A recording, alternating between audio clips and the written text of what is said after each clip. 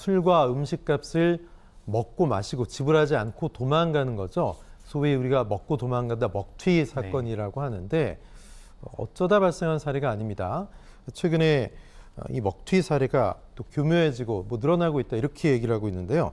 어떻게 교묘해지고 있습니까? 네, 원래 통상적으로는 식당 안에 이제 예전에 아주 옛날에는 흡연도 자유롭게 했지만 이제는 금연구역이잖아요. 네. 그러면 담배를 잠깐 피우고 오겠다라는 내용으로 하고 나갔다가 그대로 도망가 버린다거나 아니면 외부에 화장실이 있어서 화장실 잠깐 다녀오겠다라고 말한 다음에 도망간다든지 전화 받는 척 한다든지 이런 건 전통적인 그 무전취식의 방법이었는데 최근에는 이제 밥값을 지금 현금이 없다라고 해서 계좌 이체하겠다라고 해서 계좌 이체 내역을 이제 보통 점원이라든지 주인에게 보여주는 경우가 있는데 최종적으로 이체 완료된 걸 보여준 게 아니라 마치 이체 직전까지를 보여준 다음에 이체 다 했다라고 이제 속인다든지 아니면 화장실을 다녀오겠다라고 해서 여러 명이 온 다음에 한 명씩 빠져나가는 무전취식 방법 등 각종 다양하고 악질적인 방법으로 있는데요.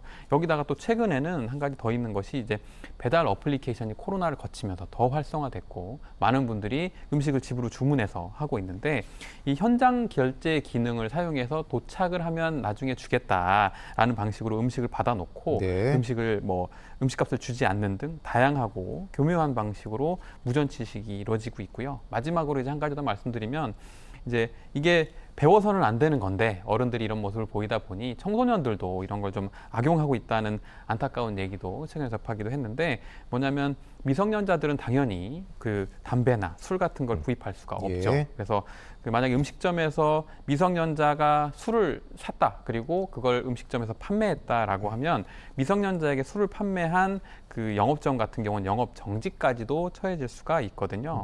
일부 청소년들이 이걸 악용해서 가령 위조된 신분증 같은 걸 이용해서 술집에서 비싼 술을 20-30만 원어치 마시고 난 뒤에 자진 신고해서 술집 주인에게 술값을 안 내고 영업 정지를 당하게 하는 일도 있었다 이렇게 알려져 있습니다. 참 이 무전취식 분명히 엄연히 범죄인데 과연 이렇게 도망간 사람들을 잡느냐? 주인 입장에서 CCTV로 얼굴을 확인해도 진짜 경찰 부르고 공권력 투입되는 게 귀찮아서라도 넘어간 경우도 있을 거란 말이죠.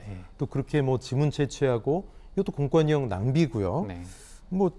경찰력이 움직이고 이런 거에 대해서 아예 싹 다 책임을 물을 수 있었으면 좋겠어요. 네, 그래서 이제 부득이하게 도망간 사람들을 찾기 위해서는 그들이 남긴 컵이라든지 이런 곳에서 지문을 채취하는 절차도 진행하게 되고요. 다만 이제 해당 집기류를 경찰에 제출을 해야만 하고 또 그 과정에서 영업에 지장도 겪게 되니까 포기하시는 경우가 많은데요. 만약 이제 피해자가 적극적으로 신고를 하시고 처벌 의사를 밝히면 지문 감식 등 절차가 진행되는데 실제로 이제 인터넷 커뮤니티에 올라왔던 내용들에 따르면 술값 내지 않고 사라진 2명을 경찰에 신고했더니 지문 감식을 통해서 일주일 만에 이들의 신원을 확인했고 피해자분은 술값은 물론 지문 채취에 사용된 식기 비용까지 포함해서 모두 돌려받았다. 이렇게 많이 좀 적극적으로 대응해라라는 이제 에피소드가 공유되기도 했는데 다만 이처럼 이제 불필요하게 행정력 낭비까지 경찰력이 더 중한 범죄를 잡아야 되는데 낭비되는 거에 대해서 구상 책임까지는 법적으로 정해져 있지 않아서 한번 고민해 볼 필요는 있는 문제 같습니다. 네, 최근에 무슨 유명 유튜버가 상습적으로 무전취식을 하는 그런 내용도 기사화가 된 적이 있는데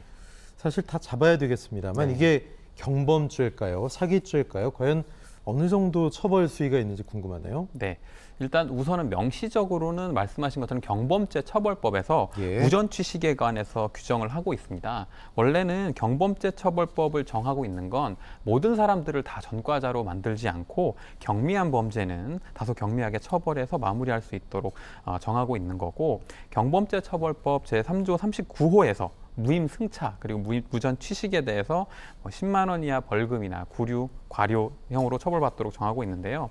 이게 실제로 현실에서 벌어지면 통상적으로는 식사하고 난 후에 뒤늦게 나 지갑 안 가져왔네 혹은 카드도 안 가져왔네 발견하시는 경우도 있을 수 있고 그마저 이런 경우는 보통은 원만히 합의해서 변제까지 하면 처벌까지는 이르지 않는데요. 다만 이제 문제가 되는 건 여기 처음부터 속일 목적으로 음식 돈도 없으면서 음식을 주문하고 속였다면 여기에 대해서는 사기죄가 성립할 가능성이 높습니다. 왜냐하면 형법 제347조는 사기죄에 관해서 사람을 기망해서 재물의 교부를 받거나 재산상의 이익을 취득한 자로 정하고 있고 여기에 대해서는 10년 이하의 징역 또는 2천만 원 이하의 벌금까지 처하도록 정하고 있고요. 만약에 값을 지불할 의사가 없는 상태에서 음식을 달라고 한 행위 자체가 이제 주인을 속이는 행위에 해당하고 여기에 대해서는 중범죄인 사기죄가 적용돼서 처벌을 받을 수도 있습니다.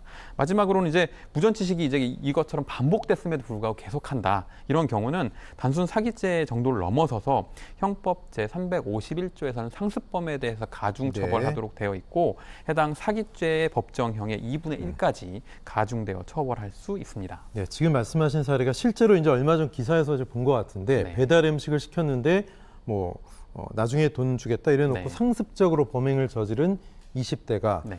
징역형을 받았다고 해요. 네. 이건 뭐 계획적으로 일부러 돈을 안 내려는 목적이 있었고 그걸 네. 지속적으로 해왔다는 거잖아요. 네, 그렇죠. 그래서 실제로 언론에서 보도된 바에 따르면 지난 1월 3일에 강원도 춘천의 한 피자집에 전화해서 피자랑 콜라 39,900원 상당 음식을 주문해서 내일 계좌이체로 돈을 보내겠다라고 속이고 보내주지 않은 혐의를 받았었는데 알고 보니 그 범행 이틀 전에도 1월 1일에 중국집에 전화해서 음식값 27,000원을 나중에 주겠다라고 예. 하고 음식을 배달받은 다음에 돈을 내지 않는 등 수차례에 걸쳐서 25만 원이 넘는 음식값하고 배달비를 내지 않은 혐의가 밝혀져서 이건 명백히 사기다라고 재판에 붙여졌는데요. 그래서 말씀드린 이 사건으로 1심에서 징역 6개월을 선고받았는데 알고 보니 해당 사건의 항소심이 진행되던 중에 똑같은 혐의로 기소된 또 다른 재판에서 1심에서 징역 3개월을 선고받은 게 밝혀졌고 항소심에서 징역 6개월과 3개월의 두 사건이 병합돼서 실제로 징역 9개월의 실형이 선고됐다고 합니다. 이 정도는 좀 병이네요, 그죠? 네, 그러니까요.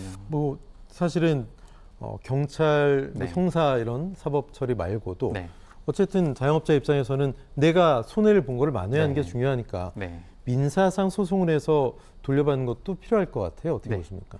그래서 이 절차상으로는 형사고소와 별도로 예. 민사 소액재판에 해당하지만 민사소송을 제기할 수도 있고요. 또 소송 제기 자체가 너무 번거롭고 비용이 든다라고 하면 네. 지급명령이라는 간이한 절차도 있습니다. 또 만약에 이제 사기죄가 인정돼서 형사 공판 절차가 진행된다면 별도의 민사소송을 제기하지 않고도 형사 배상명령이라는 절차가 있어서 피해 금액이 명확한 경우에는 배상명령 신청을 통해서 집행문을 부여받아서 해당 피의자의 재산에 강제 집행을 할 수도 있고 피해자들이 이 같은 적극적으로 대응을 하신다면 피해도 회복받으실 수 있을 걸로 보입니다. 네, 인터넷에 이렇게 먹튀를 당한 업주들이 네. CCTV 화면을 캡처해서 네. 공개를 할 경우 네. 모자이크 처리해야 되냐 아니냐. 네. 어쨌든 범죄 잘못을 저질렀지만 네. 이건 또 말하자면은 신상 공개에 대해서 문제가 네. 또 역으로 소송을 당할 수도 있잖아요. 그럼요. 네.